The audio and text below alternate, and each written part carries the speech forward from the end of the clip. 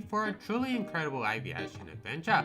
So we fly on the world's largest operator of the vintage and incredible trusty old Fokker 100. And no, it's not QantasLink. We're actually flying on Australian regional and charter carrier Alliance Airlines, who provide over 4,000 monthly flights across its full Fokker and Embraer fleet, mainly supporting the regional network needs of Qantas and Virgin Australia. One such flight is Virgin Australia's busiest wet lease route between Newcastle and Brisbane, operated by Alliance on its trusty old Fokker 100 aircraft, a relatively rare scheduled F100 service outside Australia. So what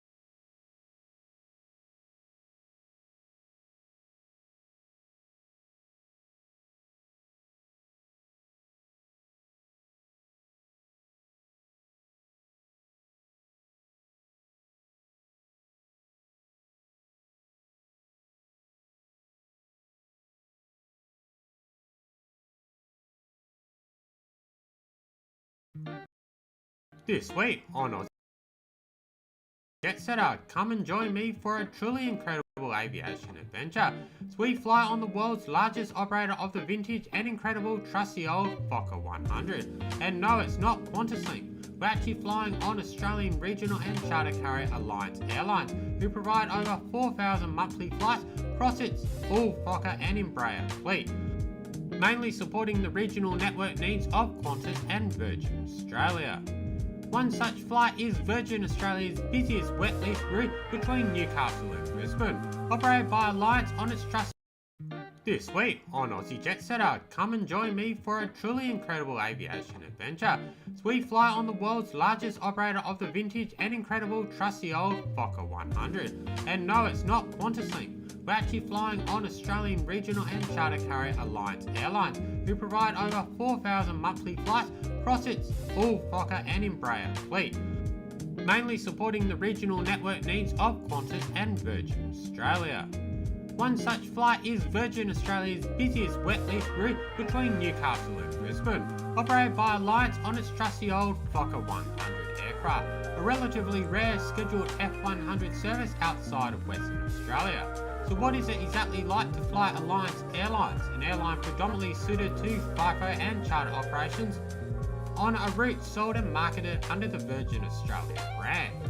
To answer that question, come and join me on a quick 1 hour hop up to the Queensland capital as we find out what it's really like to fly on an outsourced Virgin Australia flight on the classic vintage workhorse that is the truly incredible Fokker 100. Hello, good afternoon and welcome to Newcastle, the second largest city here in New South Wales, Australia. Located about 170 kilometres north of Sydney in the Hunter Valley region. It's a beautiful coastal city, also very historic, actually a very large city. It's actually the 7th largest city in Australia with a population of shy over 500,000 people. Actually makes it the second largest non-capital city in Australia, behind that of the Gold Coast in southern Queensland. Anyway, we've had a great 2 days here in Newcastle. The reason I'm actually over here is because I covered the inaugural first ever QantasLink Airbus A319 service linking Perth and Newcastle for the very first time. That was a very cool experience to document and be a part of. So be sure to check out that review link below down on my channel. So yeah, first thing in the morning, going to be flying back to Perth with Virgin Australia. But to get there, we've actually got to fly up to Brisbane first. So this is where it gets really exciting. We're actually going to be flying on an Alliance Airlines Fokker 100 all the way up to Brisbane, operated on behalf of Virgin Australia. As many of you avgeeks might be aware, Alliance Airlines are by far the largest operator of the Fokker 100 in the whole world, even well and truly surpassing the amount in QantasLink's fleet. Being from WA, it's really common to see Fokker 100s over at Perth Airport, but yeah, on the east coast they're a lot more rarer. So that's why it makes this route up to Brisbane, operated on behalf of Virgin Australia, much more the specialer. So yeah, really looking forward to tomorrow. Fokker 100 is definitely one of my most favourite aircraft. Really enjoy the old school charm of these 30+ year aircraft. But yeah, haven't actually reviewed Alliance Airlines one before, so really looking forward to it. So yeah, it's about an hour and 20 minutes up to Brisbane tomorrow. Then I've got about a very short 45-minute connection before our Virgin Australia 737 flight back to Perth. So without further ado, let's skip forward to first thing tomorrow morning, where I'll join you at the Newcastle Williamtown Airport, where we'll begin this very memorable experience, hopefully with Alliance Airlines. Let's do it. Before we head over to the airport, let's have a look at the route information for flight VA1101 taking us up to Brisbane this morning. Zeta flight time on this one is approximately 1 hour and 20 minutes. So today we're going to do it in just 1 hour and 11 minutes, 612 kilometres up the New South Wales northern coastline. And along the way, our Fokker 100 will level off at approximately 31,000 feet. And just like that, it's bright and early, and after several days of absolutely beautiful, warm, early spring weather here in Newcastle, the weather's very much changed. It's a very gloomy, dark, old, wet morning. Nonetheless, welcome to Newcastle Williamtown Airport, which not just services the city of Newcastle, but the large regional area of Port Stephens, where this airport technically is located, and the wider Hunter Valley region. For your information, Newcastle is actually a very large regional centre here in Australia. It's actually the second most populous non-capital city in Australia, with a population of shy over 500,000 people. It's actually the 7th largest city in the whole nation. With that, its airport is perhaps not quite as busy as one would expect, but it's still the 13th most busiest airport in the whole country. That's perhaps due to its relatively close proximity to Sydney International Airport, which is only about 170 kilometres to the south.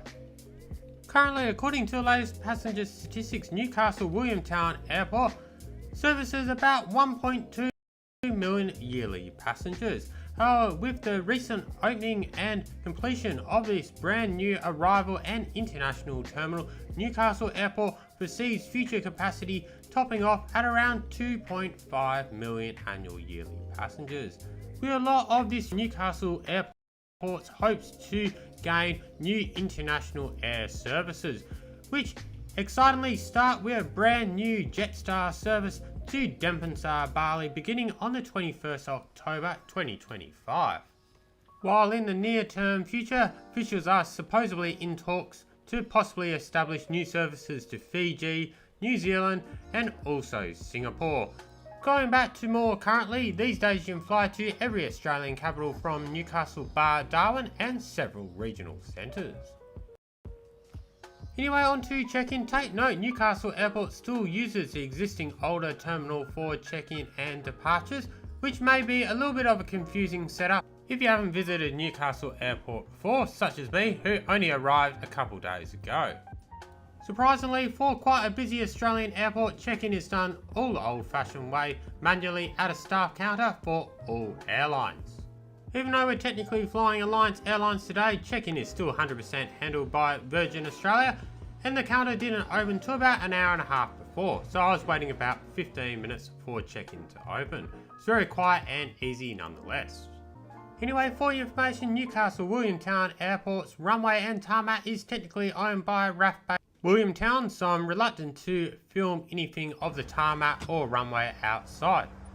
So let's just get straight on board our Alliance Airlines Fokker 100, where you can see I've been conveniently upgraded to an X-row seat free of charge at check-in. So without further ado, let's just hit the skies and I'll show you our takeoff once you leave the vicinity of Newcastle Williamtown Airport.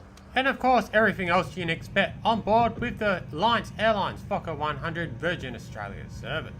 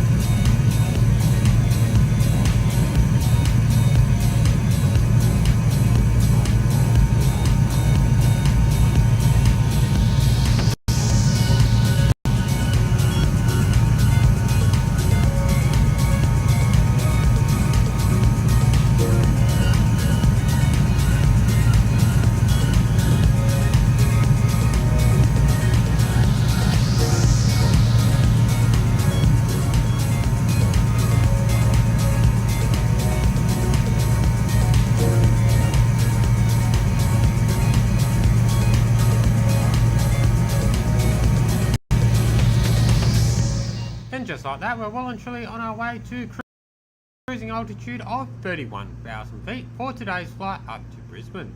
Once again, apologies I couldn't show the ZAP of Newcastle Williamstown Airport this morning for reasons I said earlier.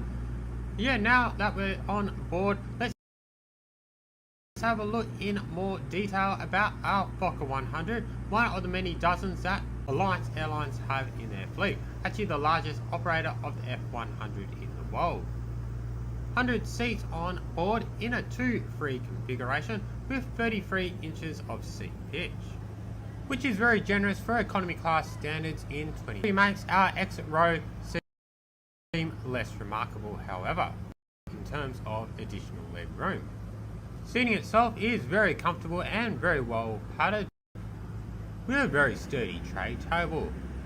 For nostalgia's sake, these seats do actually have ashtrays, though understandably they're now sealed shut. In any case, smoking has been banned on Australian domestic flights since 1987, before these aircraft were mainly even built between. A very special day in Australian aviation, especially for our national carrier Qantas. We're here to document the arrival and hopefully the departure of the first ever commercial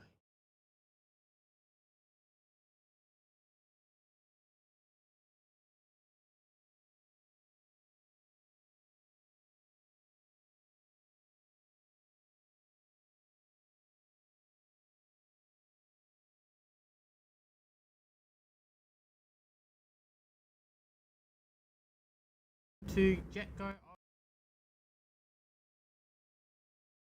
Went on to Tyrolean Airways in March 2007, Austrian Arms shortly after, then Austrian Airlines in July 2012, before it was finally taken up with its current owner, Alliance Airlines, in September of 2018.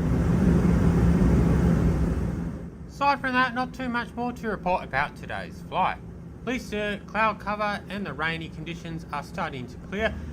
We're getting some really great views of New South Wales Northern Rivers region, including the city of Ballina and also the tourist mecca of Byron Bay, which is one of the world's most popular backpacker hotspots, and is also famous for nearby Cape Byron, which is the most easterly point on the Australian mainland. Before we then quickly pass over the border into Queensland, just crossing to the eastern side of the Gold Coast, cruising in over the beautiful Gold Coast hinterland. Then afterwards we're pretty well ready for our descent, so what better time now to sit back, relax and enjoy our absolutely stunning landing into Brisbane International Airport this morning. It's going to be some absolutely spectacular views of the Brisbane River and Brisbane City Centre from the left hand side as we fly in, so very much enjoy that. Then once on the ground, we'll wrap up today's flight review with Alliance Airlines with my final thoughts and verdict. We have got to the point where literally anybody can build a fully working app without knowing how to code. This is Base 44. This is a first look at the current industry-leading AI app builder, and you wouldn't believe the kind of apps that people are creating.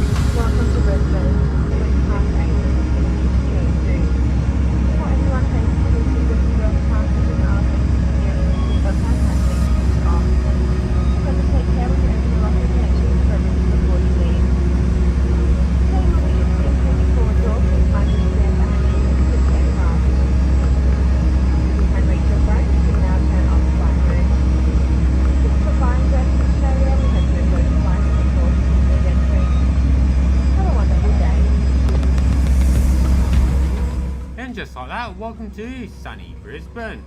Might only be early September, winter's only just finished, but it's already quite warm and humid up here in southeast Queensland.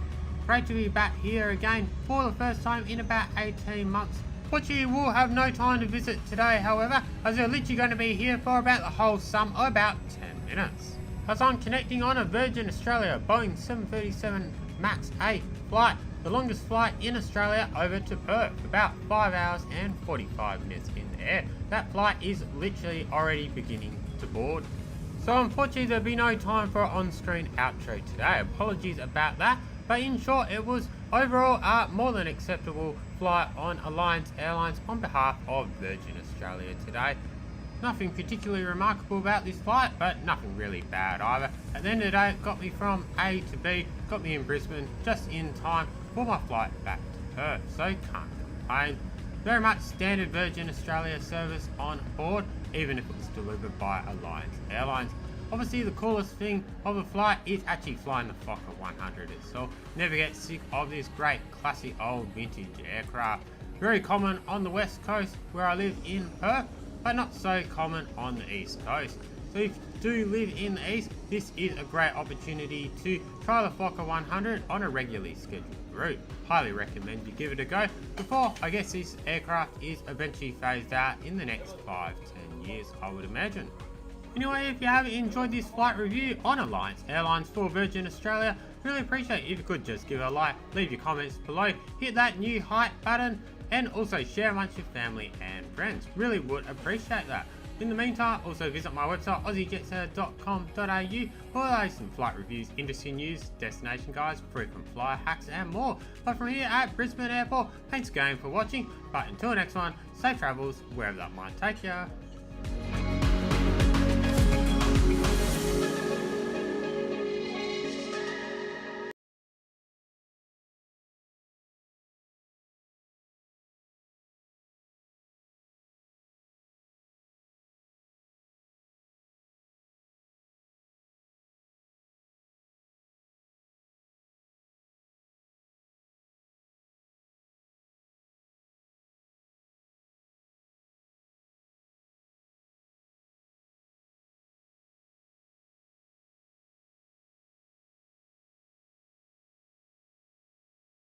Good afternoon and welcome to Perth Airport's Terminal 3 and Terminal 4, exclusive home of all Qantas, Qantas Link and technically Air North, both domestic and international services here in Perth these days. Anyway, it's a very special day in Australian aviation, especially for our national carrier Qantas.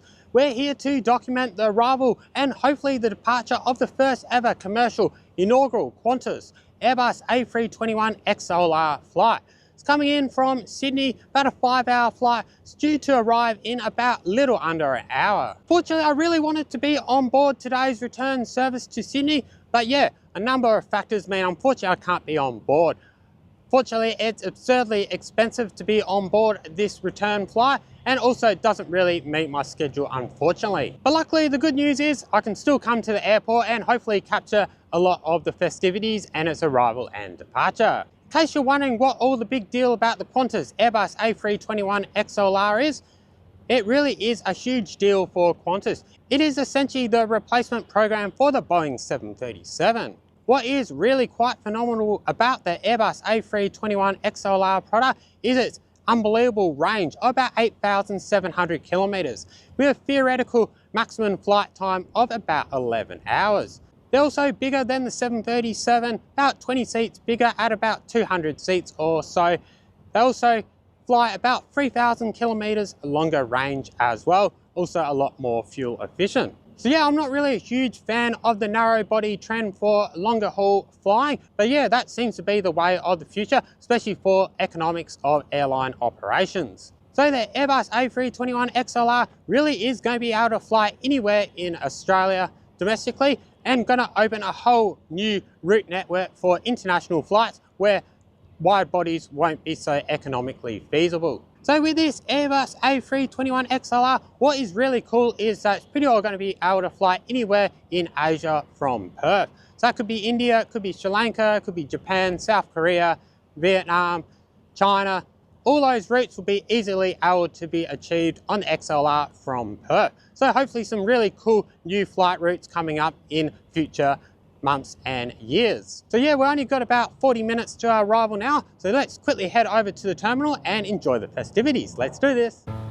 Anyways, we head over to Perth Airport's Terminal 3 and Terminal 4, the old domestic side of the airport, which these days is the exclusive home of all Qantas, QantasLink, and technically also Air North, both domestic and international services here in Perth.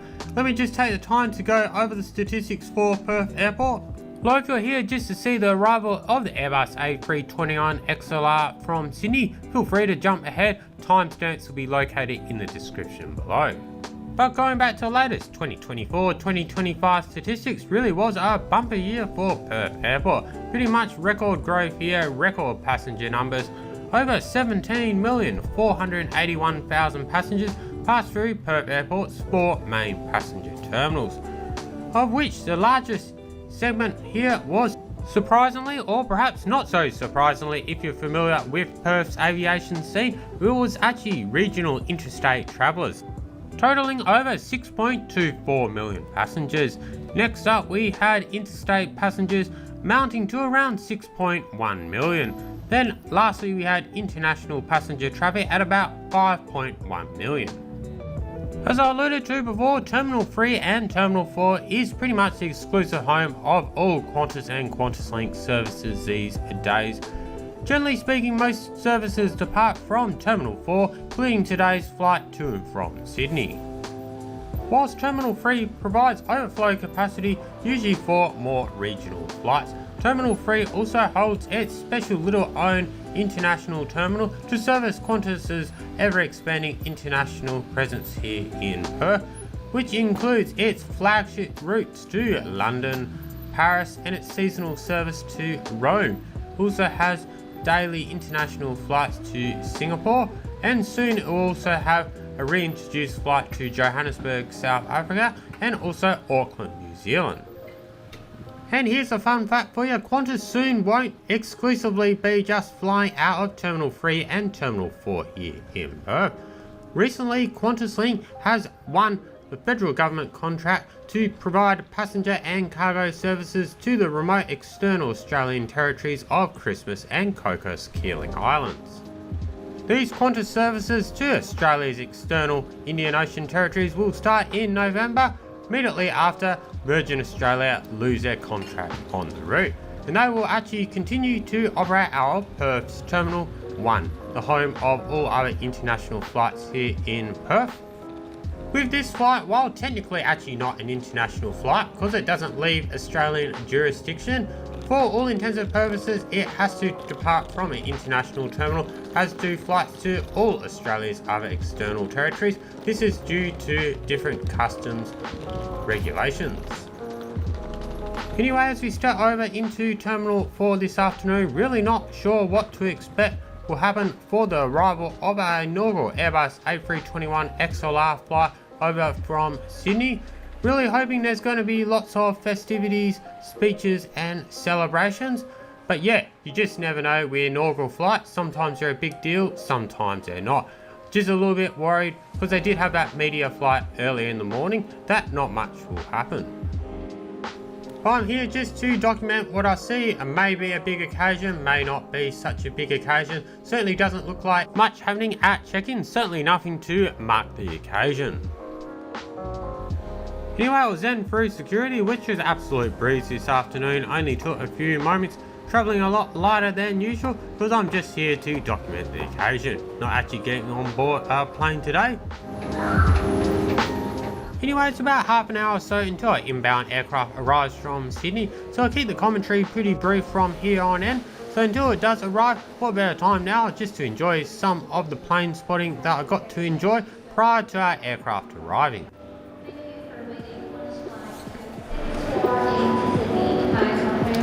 Number 1 to board now. By the priority boarding lane at gate number 12. Will be a boarding by groups. Please remain to board at gate number 12. Thank you.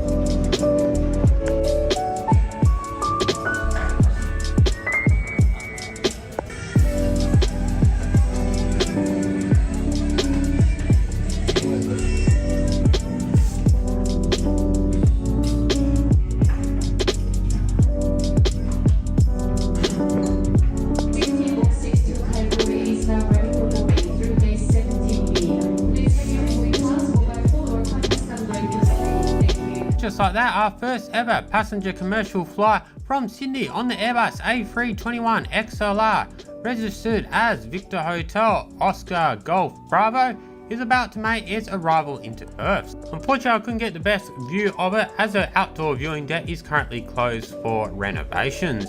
But yeah, enjoy the best views that I did get, and then we'll see it over at gate 14.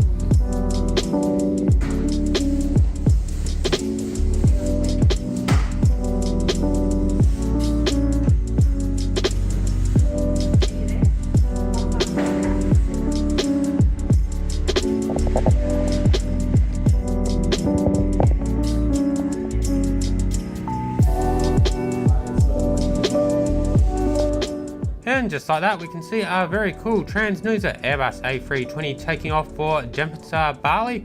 For our A321 XLR was arriving and departing from gate 12. Might have read the board wrong, or maybe it was actually a last minute gate change. So pretty annoyed at myself at this point. But nonetheless, here is our beautiful Airbus A321 XLR, the second ever of the two aircraft that have so far been delivered to Qantas Victor Hotel Oscar Golf Bravo. If you look up this aircraft's registration, you might be confused to learn it actually used to be a Boeing 767, first delivered to Qantas in 1988 and continued flying through to 2011.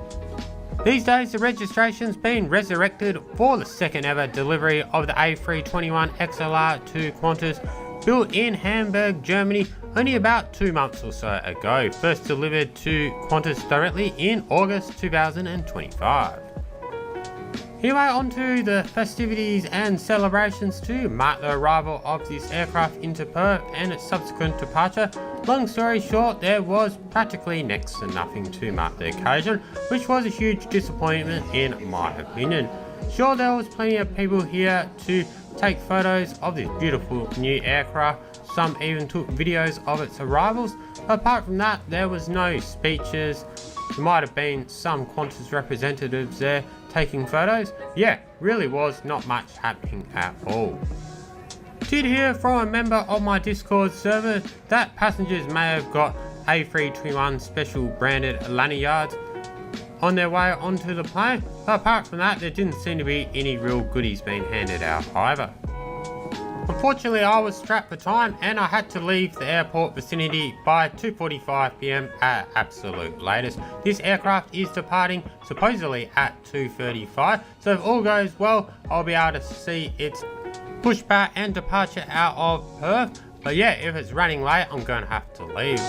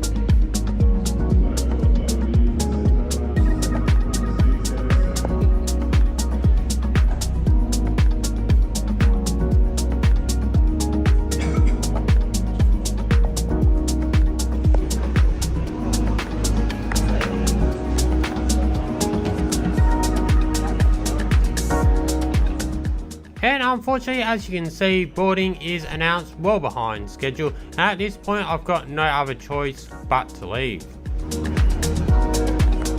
So there you have it folks, really looks like just another flight. Even looks like half the passengers probably not even aware they're going to be flying on a brand new aircraft this afternoon. And I guess in some ways you could argue that ultimately this is just another flight at the end of the day. It's transporting passengers from Perth to Sydney, and that very much is true. But that being said, overall pretty disappointing experience today. And especially if you're a paying customer paying very good money on this very expensive flight to Sydney today, you'd rightly be disappointed, particularly if you're here as an aviation enthusiast. actually also know several people that are actually on these inaugural flights today, particularly the one from Sydney to Melbourne. Also several other people that went to Melbourne Airport to see its arrival as well, just like I did in Perth, and the general consensus was disappointment all round. I think the problem was Qantas made a big deal of really heavily promoting these 4 launch day flights. Sydney to Perth, Perth back to Sydney, then Sydney down to Melbourne, and then the return up to Sydney. But I guess technically the only real true inaugural first ever public commercial flight was the inbound flight that we saw to Perth. All the flights after that weren't technically inaugurals. And then also Qantas put a special invite only industry and media flight on just before these flights took off. That really stole all the limelight. That's where Qantas really went out to promote the brand new Airbus A321XLR, and hence leaving many members of the public aviation enthusiasts, those there to mark the occasion either on board or at the airport, feeling a little bit let down, and I guess left out to celebrating this very special occasion for the national carrier of Australia. So that's just my assessment of the occasion, not as an actual passenger however. So if you were a passenger on board one of these very special launch flights today, let us know how you found the experience, or even if you just attended Melbourne, Sydney or Perth airports to try and take in the festivities, let us know in the comments down below how you thought the experience panned out. But from here at Perth Airport, thanks so much for watching this very much impromptu video covering the A321XLR inaugural flight into Perth. But until next one, safe travels wherever that might take you.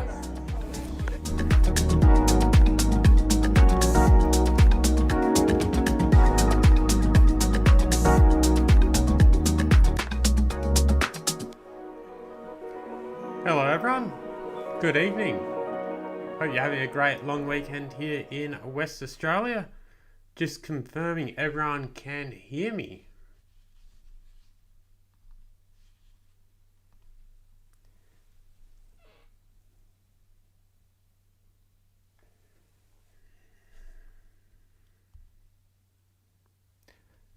Just doing a few sound checks to make sure everything is working.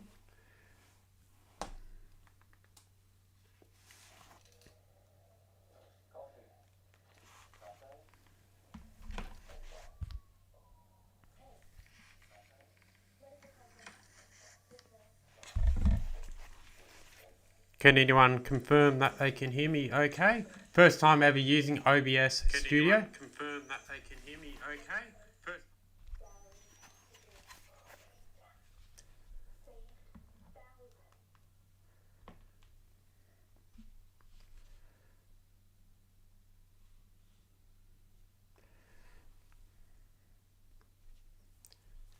Just going to check the audio on the broadcast.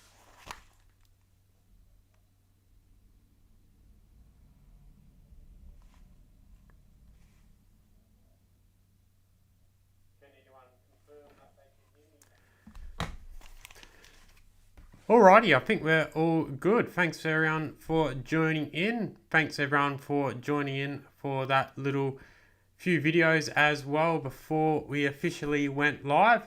Thought it was a really good idea playing off the hard drive, the videos, you know, off a local source file. But yeah, I kind of forgot playing them 4K was really going to stretch the encoding. So yeah, just went for YouTube in the end, rebroadcast off that. I think it worked better. Yeah, I think as we speak, I think we're 3,997 subscribers, so only 3 away. Usually when you get towards each of those 1,000 milestones, things always slow down a little bit. Getting that last 10, 20s always seems to be a bit of a struggle. Sometimes people even unsubscribe as well. It is what it is, but just thought we had a bit of fun tonight, very informal. Did put out a Google form survey only yesterday actually. So I guess we'll start there with the responses. That will give some conversation for tonight. And then yeah, we'll just see how we go with this OBS later on. See if we can get some split screen action and maybe interview some people. You just never know.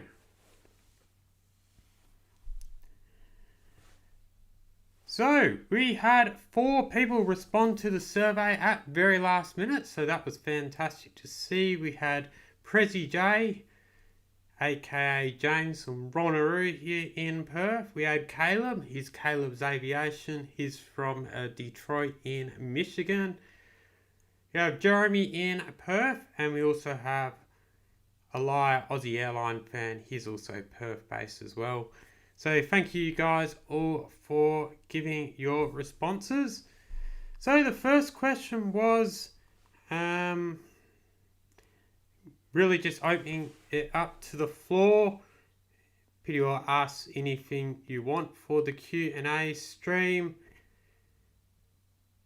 Someone asked if I've met Luke, Young Aussie Flyer, before. Yes, I have several times now, both in Sydney and also in Perth. We did we were both on the Busselton inaugural flight on the QantasLink Fokker 100 only a couple months ago, and that was going to be scrapped in October. That was a lot of fun. It was indeed a very ridiculous flight, but it was a very fun flight. It's only a half an hour flight, but it was a lot of fun. Someone said, don't have anything right now. Well, fair enough. I appreciate your honesty. What are your international travel plans for the next 12 months? Would be awesome to see some content in new areas. Yeah, I 100% agree. I think ideally I'm probably looking, hopefully want to do a Europe trip again next year. It's about 10 years since I did the whole big Euro trip. So really looking forward to that. Yeah, go all around Europe. That's really what I want to do. Maybe in more short term, really like to go to Northeast Asia again. Maybe over the summer months, their winter months next year. Japan, been there before I had the channel. But yeah, really want to do that again. Definitely want to go to South Korea as well. So yeah, I'm thinking Japan, South Korea, maybe Hong Kong, China, that sort of stuff. And then probably a Europe trip. Definitely want to do some more Australian travel as well. Maybe some of the great rail trips. So that would be really good to do. Is there a new theme of content you'd like to branch into, or possibly just continue with flight reviews, walking tours, etc., etc.? I think I'm pretty happy with what I'm doing already. It's a pretty broad church content-wise, so probably would like to start using my drone for some of the videos and that sort of stuff. Getting some more cinematic sort of outdoor and nature sort of videos, that would be really cool. But overall, I'll just keep doing what I'm doing. Do have the capacity to do hotel flight reviews. Basically, when I stay at hotels in my travels, I do actually reviews on them. But yeah, I just haven't posted them. So maybe that's something I can do in the future.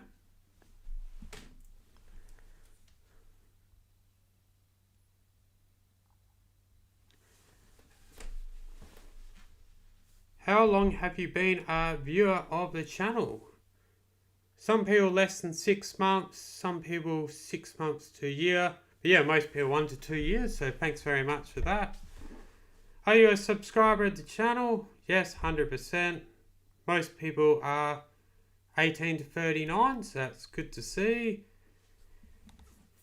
Most people found out about the channel through social media, so that's interesting. Some also found it out through Google. So yeah, YouTube is a fascinating thing. It gets found out a lot of ways. It's the world's second largest search engine.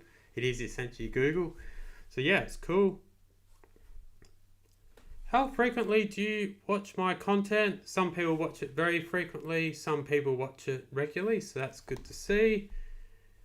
3 people from Australia, 1 person's from the USA, so that's really good. If you wanted to see an overseas trip next year, it's split. 25% Europe, 25% North America, 25% Northeast Asia, and even Southern Africa. So yeah, all good options there. Really want to go to South Africa one day. That would be really cool. What destinations do you want me to visit on a shorter trip? Vietnam 50%. Also suggestions for Japan and Korea, also the Philippines. So yeah, all great options I want to put on the channel. Everyone wants to see me use the drone, so that's really cool.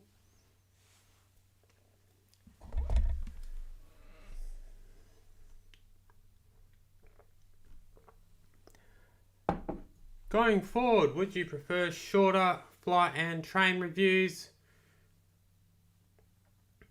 Looks like the jury's kind of out. 50% say yes, 50% are pretty happy with where it is. So yeah, a few of my upcoming flight reviews are a little bit on the shorter side because I haven't kind of had time to do outros and that because they're connecting flights and that sort of stuff. So that might be a good opportunity to test the waters with shorter ones. What states and territories of Australia do you want to see the most content from going forward? It seems like over half of the people want to see more content from Queensland. So yeah, I definitely agree. Definitely more Queensland content to come up. Definitely want to do some of those long distance railway trips in Queensland. That would be really cool.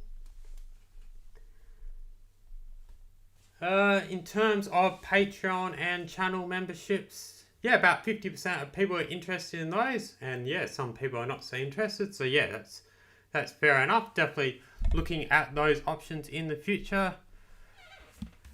Are you interested in the Aussie JetSetter Discord server? Seems like everyone is. So yeah, be sure to check out that. I'll put a link in the description down below if you haven't already. A lot of fun, just yeah, talking about all things travel and aviation with you guys. So yeah, be sure to check out that. Do you want to see more content on my Insta360 X4 camera? Yeah, everyone wants to see more content from there. Yeah, I haven't really used it much lately for the channel. So yeah, still got to work out how to fully maximize the benefit from it. So yeah, I'll definitely look at that.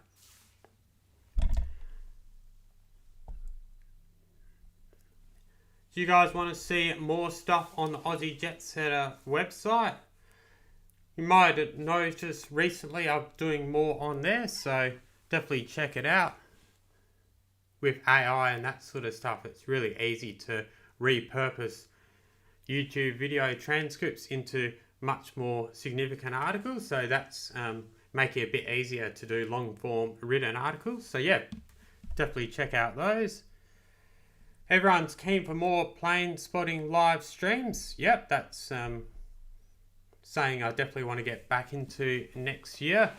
Unfortunately, the viewing deck at Perth Airport, the outdoor one's currently closed, so probably won't be able to do that till much later in the year. Any special trip requests for next year? Someone said Perth to KL on Batik Air in business class. That's an interesting request. I already have reviewed Batik Air in business class between I think it was Kuala Lumpur and Langkawi. Probably, to be honest, not too keen to do it again, to be honest. Seems quite a lot of money for like just a recliner seat on a 5-hour international flight. But yeah, you never know if you get a good price. You just never know. Maybe visit the USA, Michigan. Definitely know that's you, Caleb. Yeah, definitely want to go back to the States sometime. Yeah, I haven't actually been to Detroit, so that would be really cool. Somewhere like Mauritius or...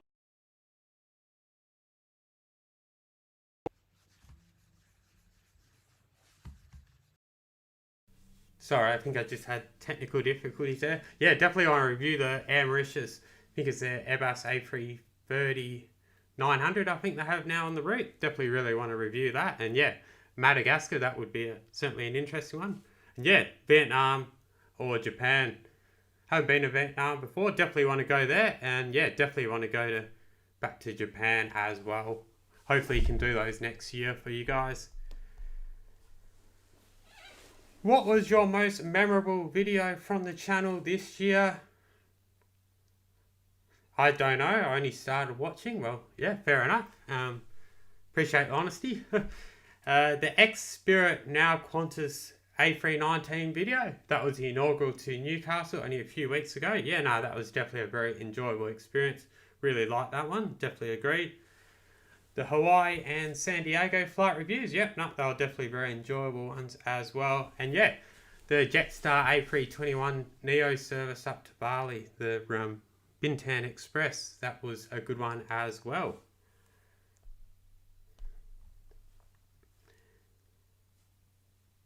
What is your favourite type of content? Sorry, what is your favourite content type on the channel? 75% said flight reviews and 25% said walking tours. So yeah, that's a pretty good reflection of where I think the traffic comes for the channel as well.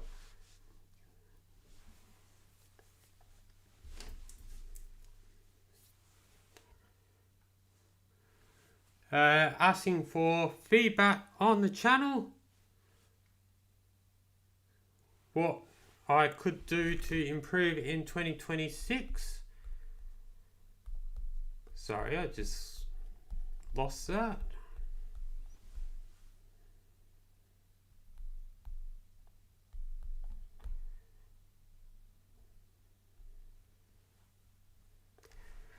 Sorry, back to the question. Feel free to provide any comments on what I'm doing right with the channel and constructive feedback on things that I might be able to improve on in 2026. Well, it definitely seems like I can improve on my live streaming. It's been a few hiccups with this one, but yeah, I've never used OBS before, so still trying to get my hang around it. But yeah, it's definitely got potential for live streams in the future, I think. But yeah, going back to the actual question, someone said come and visit me in the USA where we can fly in a small plane. That would be a cool video. Definitely know that's you, Caleb. That would be very cool indeed. Variety of content is a strength on the channel. Yeah, I appreciate that. Yeah, it's a very broad sort of channel. It's not just flight reviews and that sort of stuff. So some people like that, some people don't. So yeah, it's good to get that feedback. Understand that less is often more, so decent editing becomes critical. No, that's definitely fair feedback there. Always trying to improve on that. It's always a work of art, you know, in progress, you know, so appreciate that. And someone just said you're doing great, so I guess that's great to hear.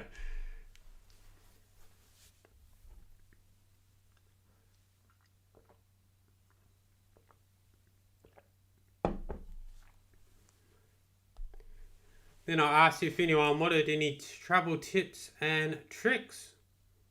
Keen to know more about frequent flyer points and travel hacks. Well, that's quite a big question just to answer in one go. I guess check my website, aussiejetsetter.com.au. Have both Velocity and Qantas frequent flyer guides there, so that's probably a good starting point. But yeah, obviously, if you've got a stable income, definitely get those credit cards, get those sign-up points bonuses. That's the way to get bulk amounts of points quickly. That's what I would recommend. But yeah, if you're not in a position to get credit cards, you can still find ways to rack up the points.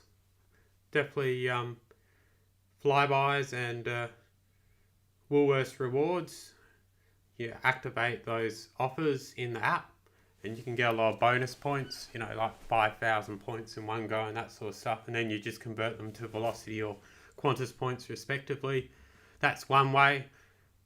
You can also get points, you know, fueling up your car at certain petrol stations and that sort of stuff. So plenty of ways to earn points here and there. And yeah, just take advantage of the specials. That's what I always do. Always got to justify booking a flight. Always got to get a good price. Take advantage of the specials. You know, don't just, you know, get taken for the cleaners, you know, in terms of extremely expensive prices. So look around on hotel booking websites as well. Try and find the best deal. Don't always just look for what has the best bonuses. Look for the cheapest overall price. Sometimes that's just the way to go.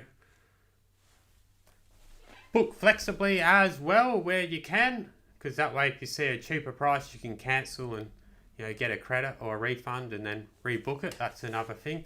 That's more for hotels and that sort of stuff. Not so easy with flights. What was the worst turbulence in your life? It's probably a flight, I think it was around about 2013. I was travelling between Perth and Jakarta. I think I was on Garuda, Indonesia on a 737-800. It was around about Mikrafara in the Gascoyne region of West Australia. That was some very crazy unexpected turbulence. We must have dropped a good couple hundred meters. It was very, very violent indeed. Shook everyone up quite a lot. So that was probably the most hectic turbulence incident. But in more recent years, the flight review on United Airlines from Denver to San Francisco on the 757-300, I think it was. That review will probably be the last to come out this year. That was just crazy stormy flight. The seatbelt was pretty well on the whole time. Very, very turbulent flight. So that's a close contender. Ask me anything you want. What inspired you to make content that you make? Oh, I was really just... I had a GoPro, one of the older models, and I was literally filming everywhere when I was driving in the country and that sort of stuff.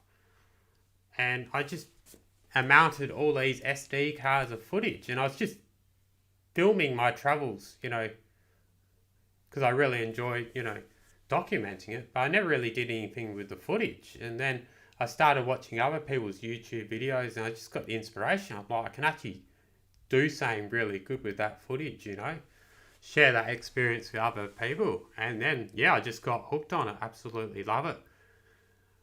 Used to always take like thousands of photos on every holiday I went as well, and I'd share them all on, Facebook and MySpace back then and that sort of stuff. And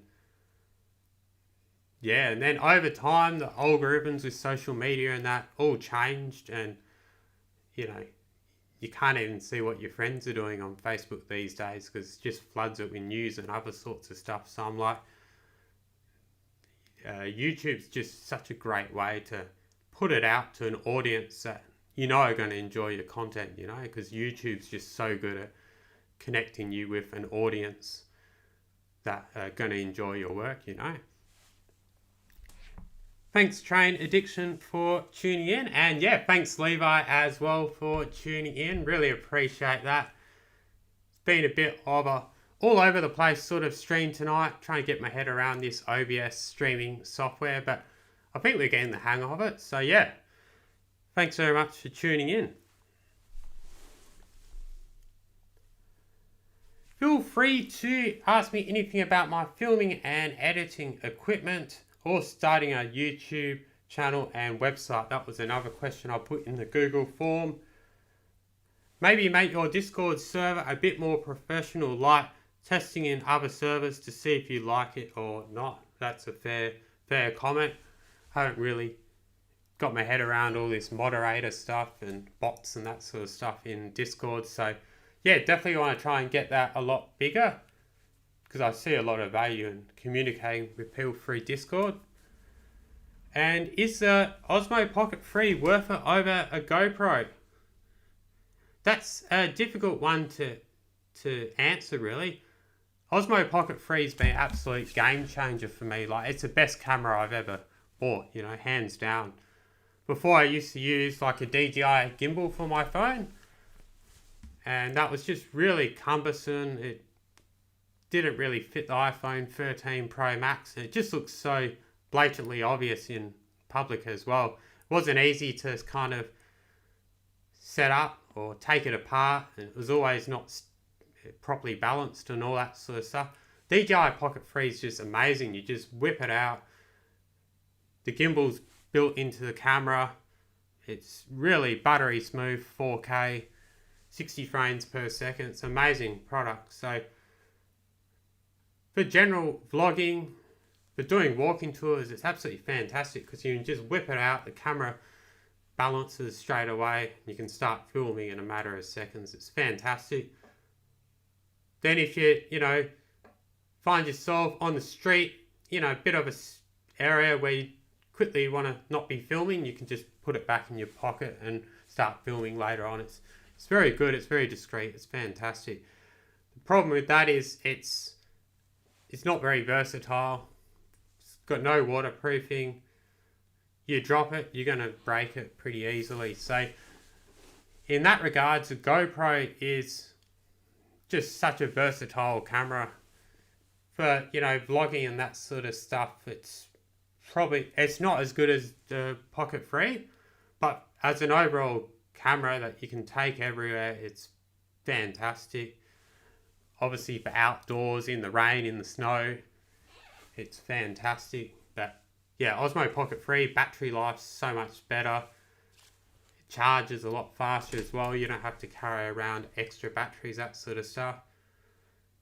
It's also a lot easier, the Pocket 3, with the camera integration as well. You can get their wireless Bluetooth camera, really easy to connect. If you're using an external camera with the GoPro, you've got to kind of connect a receiver with, the Rode unit. Not very easy to use at all, and you get all that buzzing and interference noise and that sort of stuff. But yeah, at the end of the day, if I was to say you get one or the other, you could only buy one or the other camera, definitely still start with the GoPro, however, because if you've got a modern iPhone or Samsung like I do, that can do a lot of what the Pocket 3 already does. It's just not as convenient, So definitely start with the GoPro with a mobile phone. But yeah, if you really want to get into it, the Pocket 3 is absolute game changer.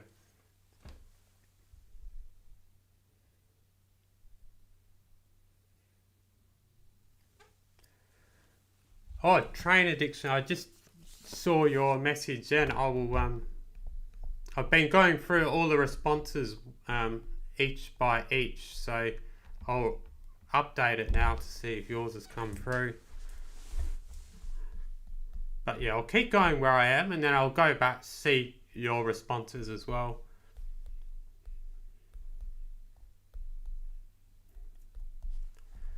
Just going back to where we were.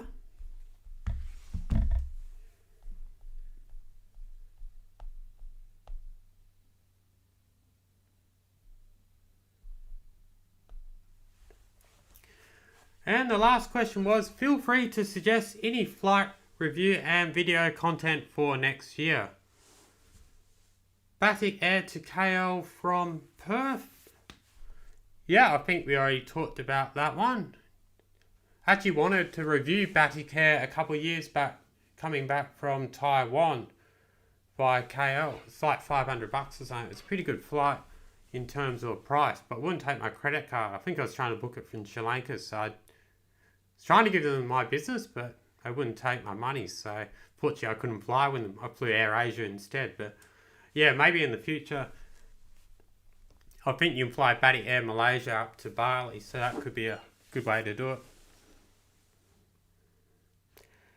Delta One suites on the A350 from Sydney to Los Angeles, and Delta Comfort Plus from Los Angeles to DTW. I assume that's Dallas, Fort Worth, or is it Detroit? One of those cities, I think. Yeah, that would be a very cool one to try. Not sure where I'm going to find the money to do it, but maybe if I can get a reward seat or something like that, you never know.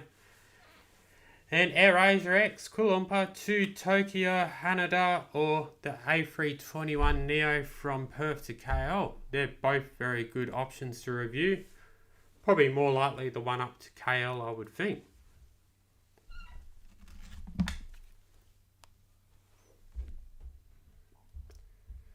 So I'll just have a look at your questions. Train addiction. Individual.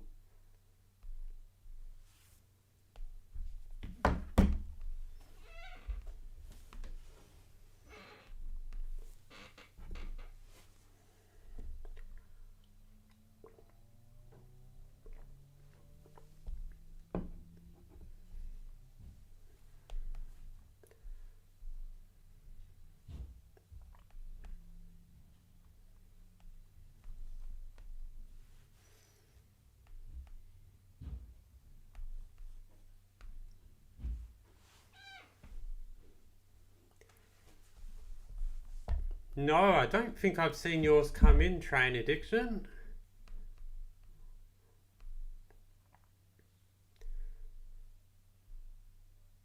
I did see Phil's come in just recently.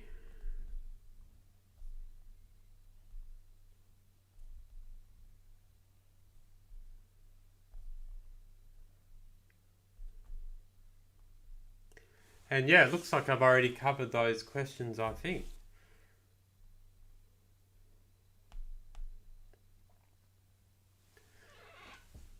So yeah, that's pretty well all the feedback and the questions we've got. So thank you very much for that.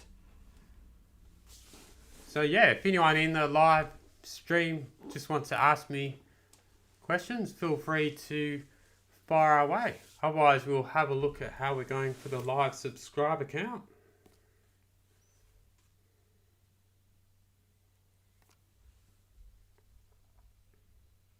$3,997. So yeah, we're still ever so slowly edging closer. So that's really good to see.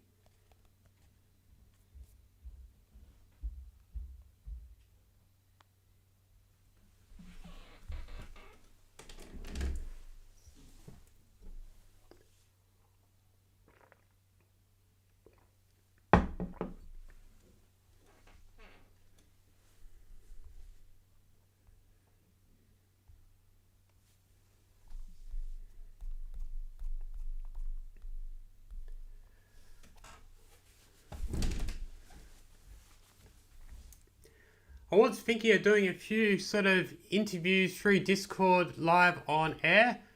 But yeah, we've had quite a lot of technical difficulties as you would expect tonight. So not quite sure if I'm going to bother going ahead with those. But yeah, if anyone wants to try, we certainly can give it a go. I don't know how we'll go, but we can give it a try.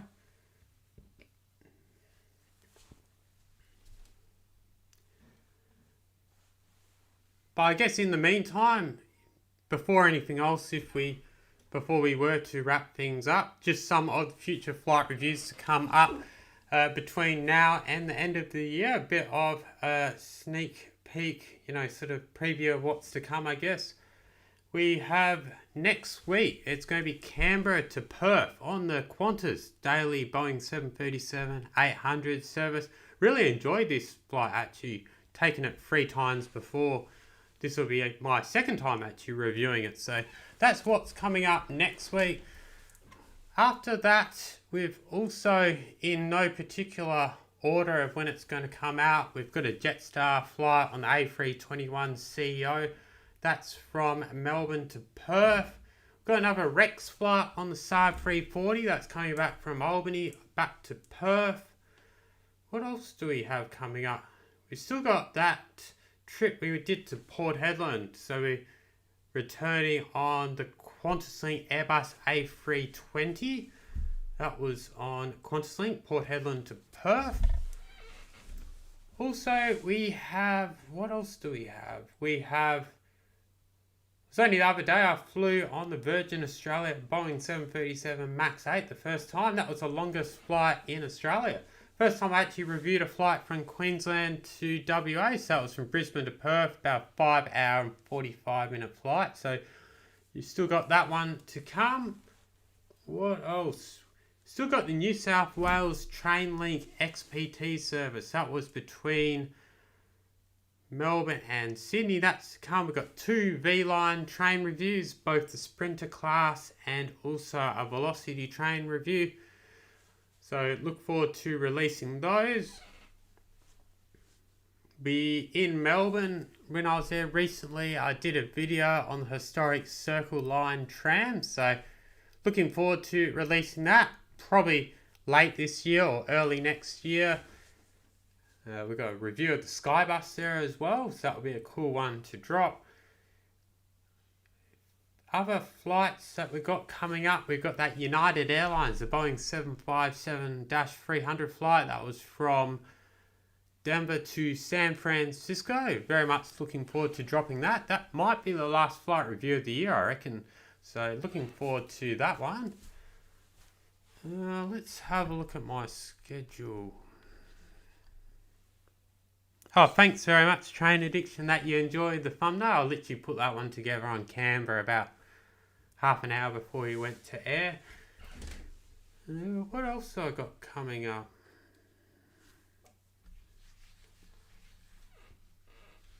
Let's just check my schedule.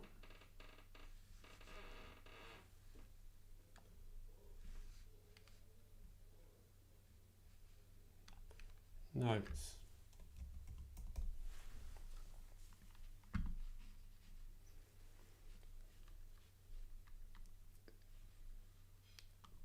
What is it? Pages.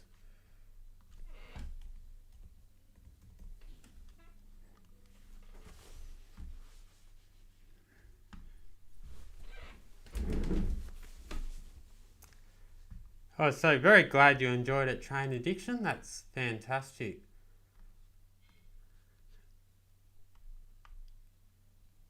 Content schedule. Let's have a look at the content schedule. I've got so much content, I need to remind myself of what's to come. We've got a Virgin Australia Airbus A320, Virgin Australia Regional Airlines, that's old Tiger Airways aircraft. That was from Darwin to Perth. Still got that one to come as well. All goes well. Of course, we're supposed to be covering the inaugural, I guess, asterisk public flight on the Virgin Australia E2 E190. So the new E190 they got. They're already pretty well doing charter flights now, but the first public flight's up to Newman, up in the Pilbara, November 14, I think. So all goes well. I'll have that review as well coming out on the channel, literally in the days after taking that. Coming back the same day actually, because I don't think I could even get accommodation in Newman. It's so limited and so expensive up there. So we're returning on a 737-800, so that will be a cool one to drop as well. We've got a coach review, Southwest Coach Lines. That was from Busselton back to Perth after I took the inaugural QantasLink Fokker 100 flight down there. Was planning actually to go to Sydney after, but unfortunately unforeseen circumstances meant I had to come back to Perth, so ended up with a bus review instead. Oh yeah, we've got Trans WA review as well, Jurien Bay to Perth, so looking forward to my first Trans WA coach review, so that'll be really good. What else? So yeah, I think that's pretty well everything that's going to come out between now and early next year. A few other videos as well, I'm sure we'll get in.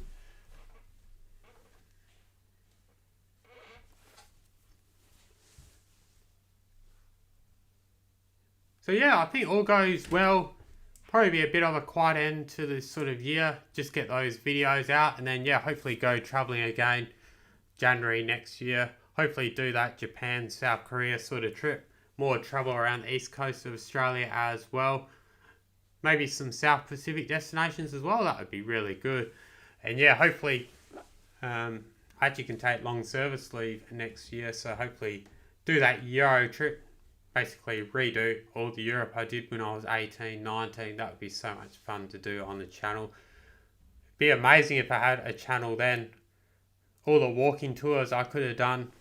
Been to like literally 50 countries, which about 30 of which are in Europe. So it just would have been so many good walking tours. But hopefully go to Europe again next year. I can do some more cool flight reviews and yeah, some really cool walking tours as well. Thanks very much for tuning in, DB Aviation. Yeah, thanks so much for the congratulations. Don't think they're quite at the 4,000 yet.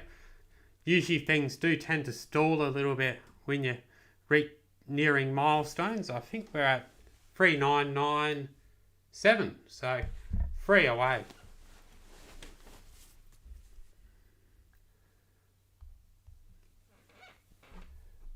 So you're getting quite thirsty, all this talking.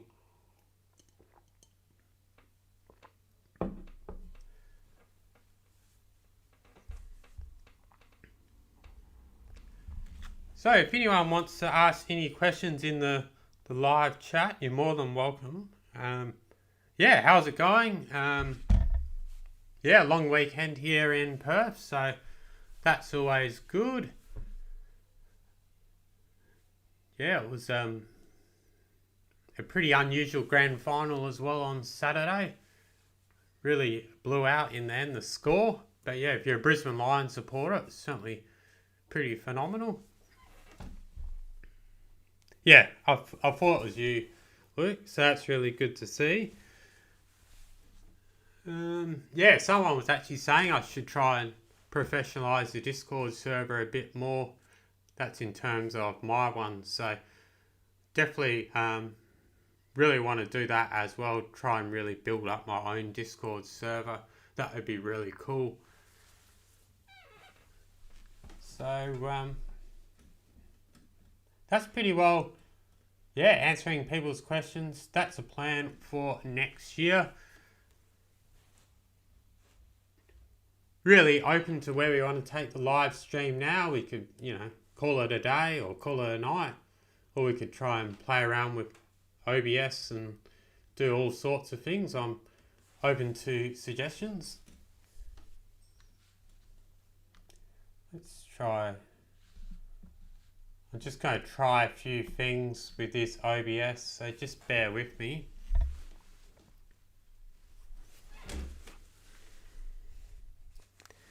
Oh yeah, that's a good question. On the challenges next year, I really am inspired by Josh Goes Slow. That's a phenomenal channel. Definitely want to do some challenge videos like that. Definitely like getting the longest bus route in West Australia, for example. That would be a really cool one. The Integrity Coach Lines, that's from either Perth to Broome.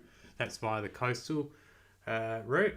Oh, Perth to Port Hedland, that's through the inland route. That would be really cool. Definitely want to do the Spirit of Queensland from Brisbane to Cairns in the rail bed. It's kind of like that airline business class seating. It's like a 25-hour journey. That would be really cool. I guess one challenge, I kind of want to do a challenge from Melbourne to Cairns last year, all by rail. Unfortunately, it wasn't technically possible because XPT between Sydney and Brisbane terminated at Casino, and then you had to get a coach from there because they're doing maintenance on the track or something. But hopefully the train line will be open all the way through next year, so maybe I'll be able to do something like that. Maybe try and travel to all the capital cities of Australia in one day or something like that. That would be really cool. Try and get out of West Australia without getting on a jet plane or the Indian Pacific. That would be a really cool one to do. Very challenging one. Yeah, every state in 24 hours. That would be a really cool one. If you did it in summer, you could really work the time zone difference to your advantage. So you'd start in Darwin and do a red eye to the east coast, and then you fly through all the east coast states, and then you'd finish back in Perth in the night, because you're getting 27 hours in a 24-hour period with the time zone difference.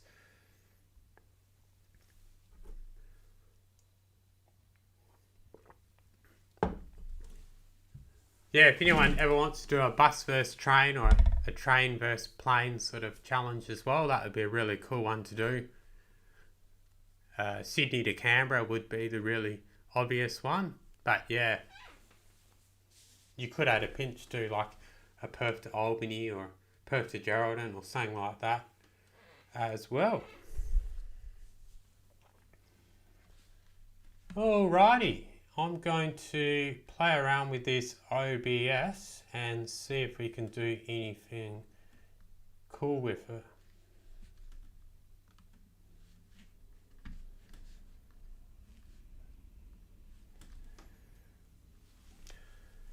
So we're just completely mucking around with OBS here, see if we can do anything cool. Let's see if I can get the subscriber count up. Transition. So there's a subscriber count. 3,997.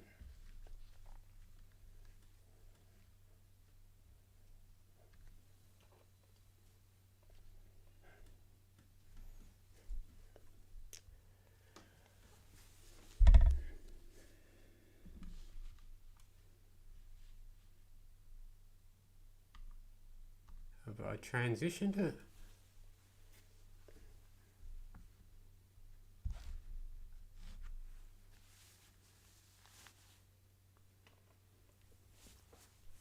So you can kind of do like split screens and that sort of stuff.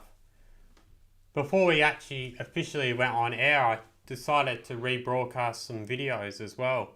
That worked somewhat okay. Playing it off the SSD drive didn't work that well because it was like rebroadcasting 4K and it just struggled to encode it. But yeah, replaying it off YouTube at 720 seemed to work fine. So it's definitely got a lot of potential.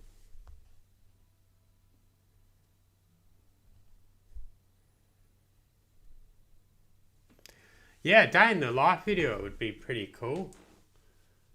Indeed. Just got to find people with the know-how, you know, to get access, you know. That would be really cool to document.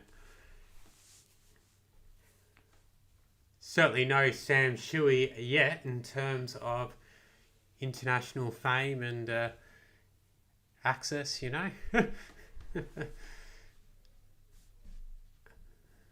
Screen capture.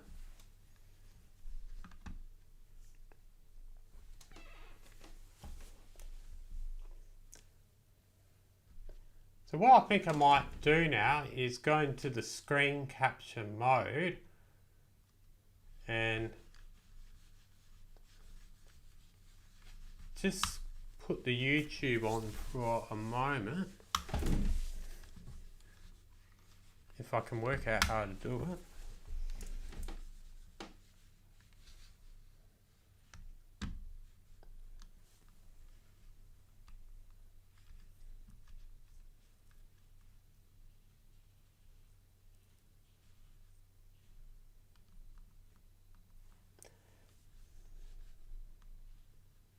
Just bear with me.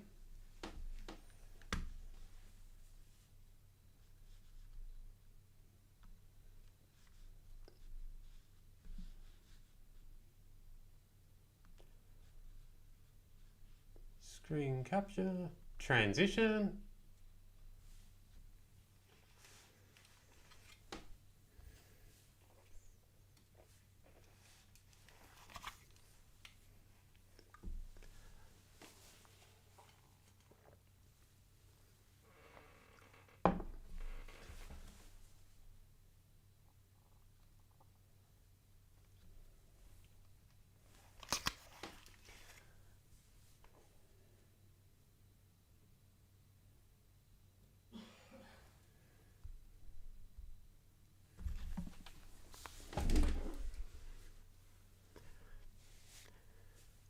So yeah, just taking a bit of a pause there for a moment. But yeah, the next couple of years, getting on the 747, A340, and also maybe the 757, 767 before they retire.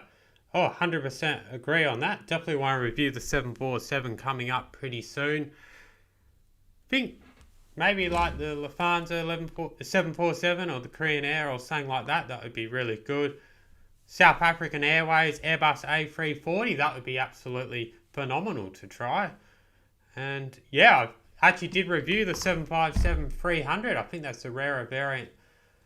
United Airlines, Denver to San Francisco early in the year, so that will be coming out soon. Let's go to that split screen mode again. There we go. Thanks, James, for tuning in. Really great to hear that you enjoy my content.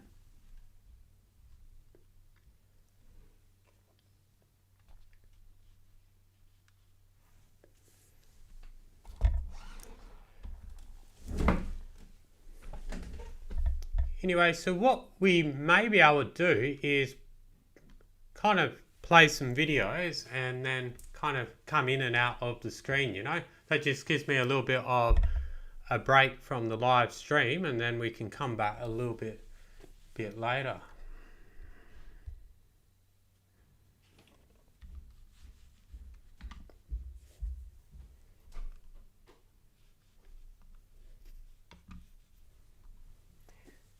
So yeah, tomorrow I've got a special impromptu video actually coming up on the Airbus A321 XLR arrival into Perth. So you may have actually seen the sneak peek screening of that before he actually officially went on air. But yeah, that should be out tomorrow about 5 p.m. Was a bit of a flop the occasion. I thought the Airbus A321 XLR arrival into Perth. There wasn't really any fanfare whatsoever, no real celebrations or speeches or anything like that.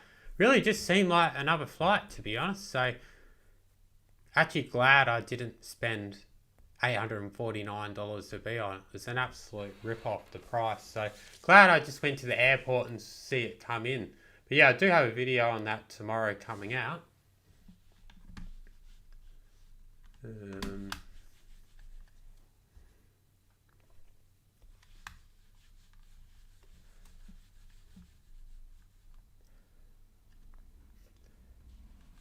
What we could do, just as a little bit of an intermission for 10 or 15 minutes, I could just play the Alliance Airlines Fokker 100 landing into Brisbane that I'll be releasing in a couple of days' time. I can play that from the YouTube studio actually, so let's give it a go. Content.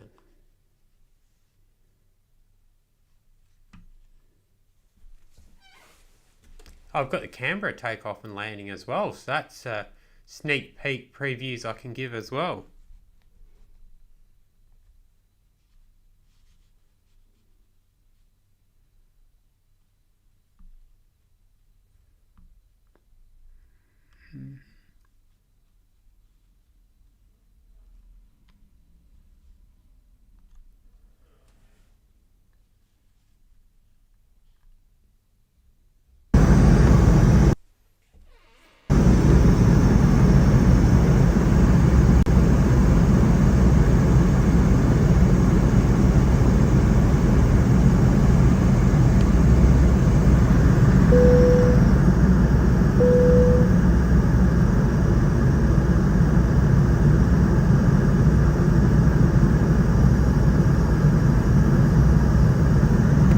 Yeah, it was absolutely stunning landing on the Fokker 100 into Brisbane a couple of weeks ago. It's absolutely amazing views of the Brisbane River and the Brisbane skyline. So I'm just going to take a bit of a rest for 10 or 15 minutes because I've been on air for about an hour or so.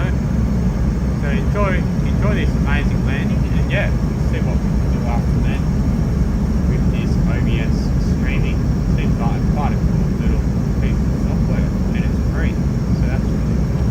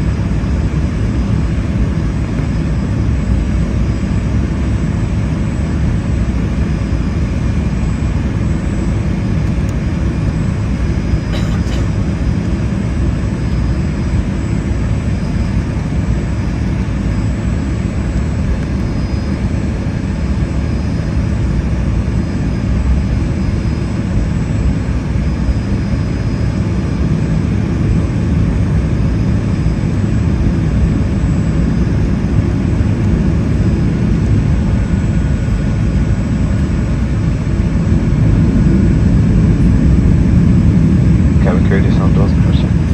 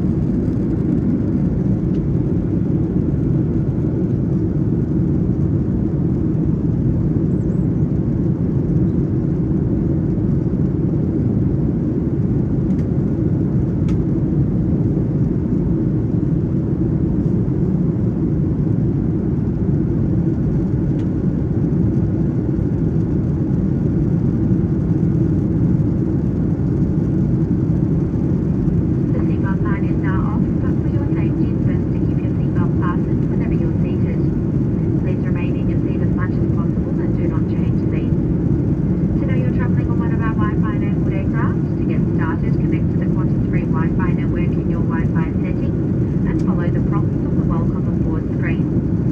To ensure an enjoyable flight for everyone, please switch your devices to silent, and a reminder that making and receiving voice and video calls is not permitted. If you're in the main cabin between rows 4 and 30, you'll find 2 toilets at the rear of the aircraft. Once again, it's a pleasure having you on board.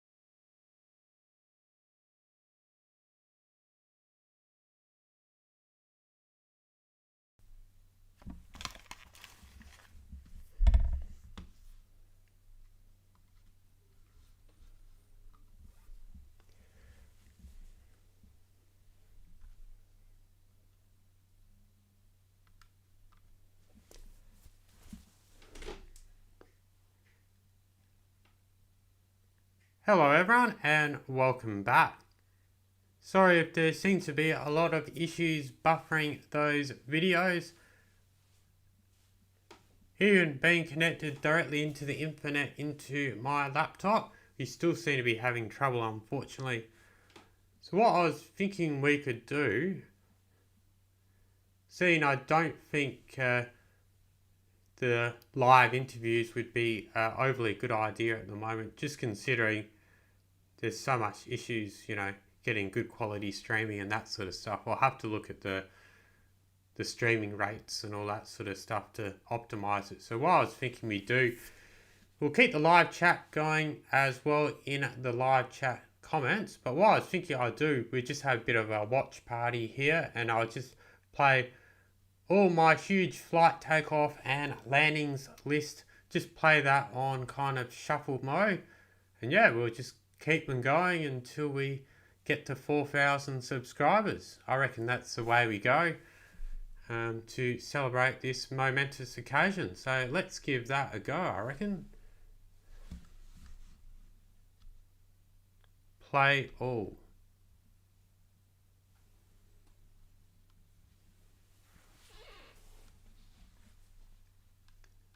See if this can work.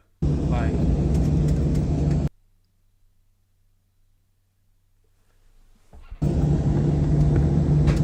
This was my second most popular video of all time, the takeoff on the Sri Lankan Airlines Airbus A320 out of Colombo.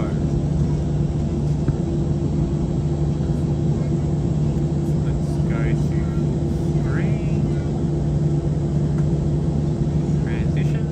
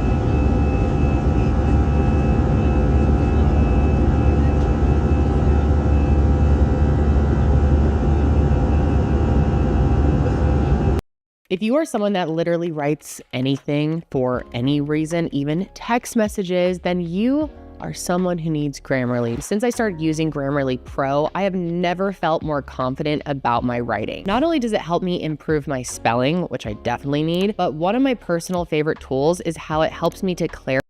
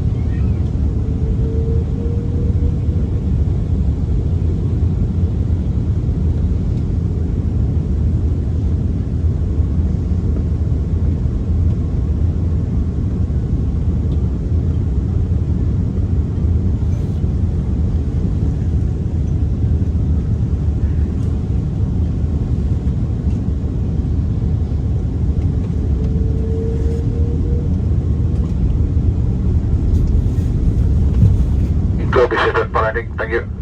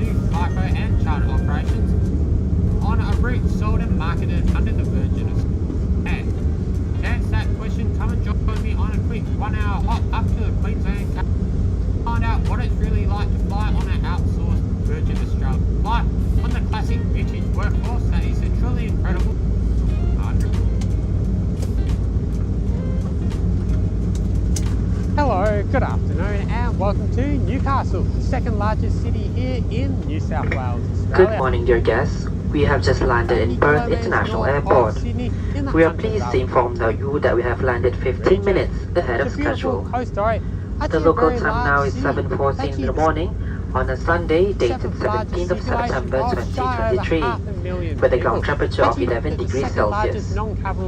Dear guests, for your safety, kindly remain seated until the fasten seatbelt sign above you is switched off and the aircraft has come to a complete stop at the terminal building. Please be informed that you may now connect to your mobile network.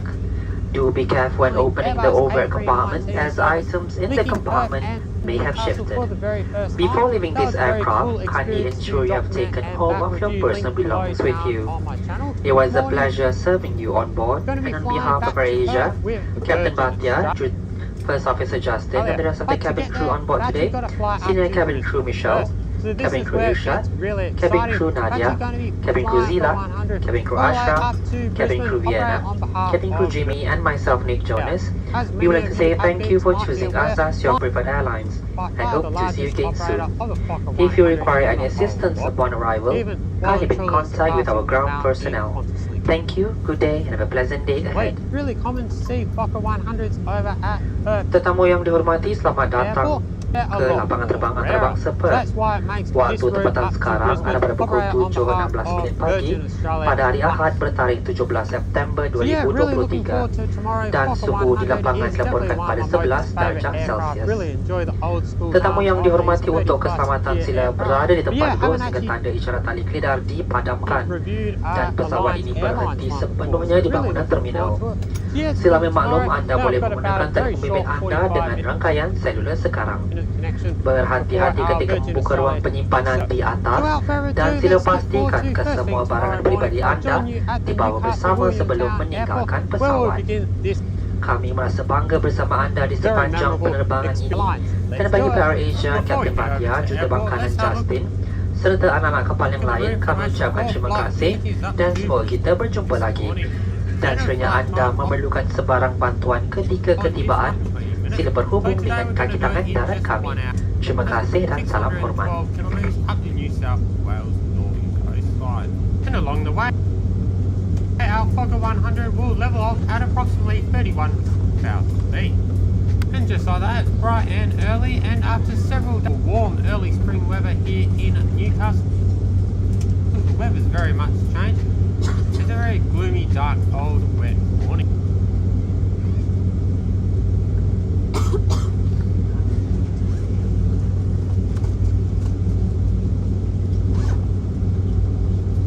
Nonetheless, welcome to Newcastle Williamstown Airport, which not just services the city of Newcastle, but the large regional area of Port Stephens, where this airport technically is located, and the wide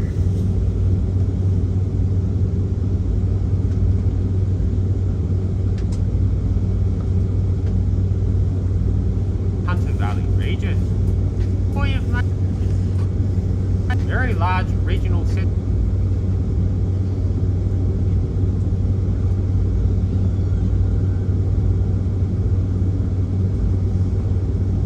here in Australia. It's actually the second most populous non-capital city in Australia.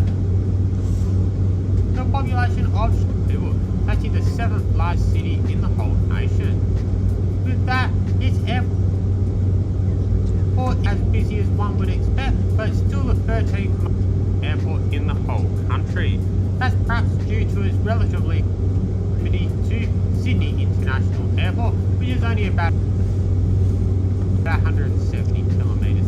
According to the latest passenger statistics, Newcastle Airport services about 1.2 million yearly passengers. Completion of this brand new arrival and international Newcastle Airport receives future capacity topping off at around 2.5 million. With a lot of this future expansion banking on Newcastle Airport's hopes to gain new international air services, which excitingly start with a brand new JetStar service beginning on the 21st of October 2020. While in the near term future, officials are supposedly in talk